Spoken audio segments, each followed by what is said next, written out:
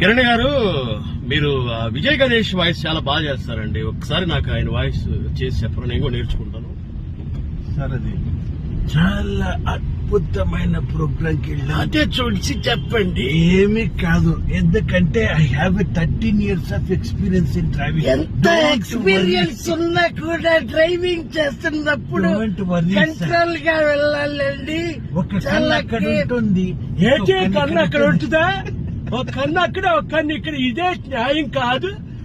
Driving చేసేటప్పుడు ఎలాగండి ఇంత టాలెంటెడ్ ఉన్నారేంటి, నాకు అర్థం కావట్లేదు. మీకు వచ్చేసింది ఏంటండి ముక్కుతున్నట్టుంది, కడుపులో కదులుతున్నట్టుంది.